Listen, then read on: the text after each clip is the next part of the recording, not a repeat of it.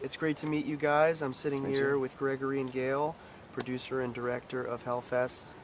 How excited are you guys for the release of this film? We're about a week out. What's going through your heads? Can't wait. I just want people to experience it. It's such an experience. It has to be seen in the theaters. It is, as Gale and I have been talking about, you get your popcorn, you sit down, and you go to these mazes with friends. You should go with friends to this, and you can experience everything from the comfort of your seat. I can't wait for people to see it. And then they can also come actually experience the maze after they've seen the movie. Yeah. So Right. how great is that? That's cool. I mean, anytime I see a horror film, I want to step inside it, and now you get the opportunity to with Hellfest here at Six Flags. Sitting there and watching the movie a couple of days ago in the theater, I'm a huge 80s slasher fan. That's what I hold up as sort of the holy grail of the genre. And I could tell that this felt like a love letter to that era. 100%. I was particularly impressed with the visual element to this film. It really is stunning. And you chose bold colors, and it gave the Scream Park this sort of surreal environment. How important was the visual element in the creation of the film, and what was some of the thought process that went behind that? It was extremely important. One of the things that fascinated me was these parks are rather well lit in certain areas, and I'm fascinated by scares that can happen within the light. Horror films should and always do have the darkness, and we have our fair share of it. But the great thing was create a palette that felt somewhat safe, somewhat surreal, as you say, and still scare the audience with it. And also, I want to make it feel relatable. A lot of the parks I've been to are glossy and so forth, and they feel big. And I wanted to give it scope and have it feel. Hellfest is a traveling festival all over the country. It is the cream of the crop. You have to sign a waiver to get into certain parts of it. So it was very important to create that scope, and I thought that the color palette, the lighting was going to help sort of achieve that. And the costumes, the makeup, all of that. And, you know, you can't, if you overlook any aspect of that, the whole thing falls apart. So all the departments have to work together. Yeah, they were phenomenal. And you know, and have a director who's essentially the ringmaster. Absolutely. And I thought the musical score was beautiful.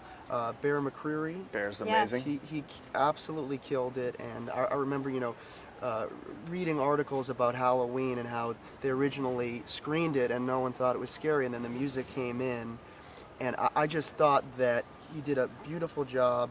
And also, something that I noticed was there was a lot of character development in this film, and sometimes I feel like that gets overlooked, sometimes in a slasher film, and I think it's a great thing to have because you really care about whether they live or die. That's right. How important was that for you in creating Hellfest? It was of the utmost importance for us. I think we both agreed that if you love your characters, you then become scared for your characters. We have wonderful actresses, wonderful actors. We have Tony Todd in it, it was amazing. But we both talked about the idea of very strong female-driven films that we love. Ripley is just a sort of my idol in terms of film characters.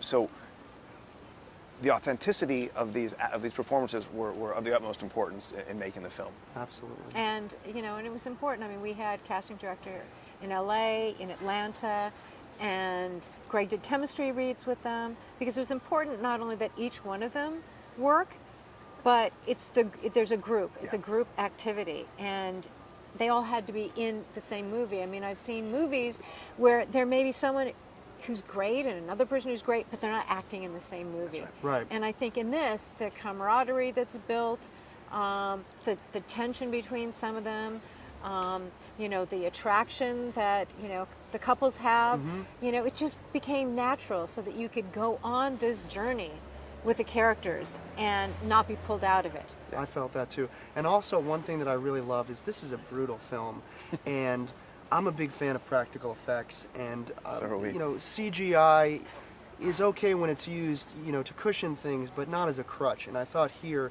the practical effects were really on point.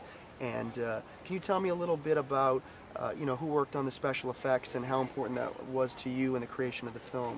Well, first and foremost, when we talk about a scene and then Gale can say, well, on Terminator we did that practically, or on Aliens we did that practically. Back in the day before we had CGI. Yeah, when she can say we did that practically, and these are films that I just put up on my sort of wall of fame, I thought, yes, they have to be practical. Having enough experience within films, I know that fake blood, CG blood looks like CG blood. I always think about, what if The Shining was made today and they made all the blood coming out of the elevator CG? It would be horrible. So it was so important for us to have it be practical. We had these amazing, again, hair and makeup to create the looks for us. Lucas, who has created our special effects makeup, had a lot of experience with the haunts, a lot of horror makeup, and was, again, I was very blessed with a wonderful crew. Everyone brought a certain expertise to it, and makeup and blood was no exception to that. So I would have an idea, and he'd come back to me, and he'd give me 15 little ideas to work with, and it was just fun. And like I said, practical was, from day one, was our goal. Not because of budget, not because of anything, but practical is what we grew up on, and that's what always feels right and real.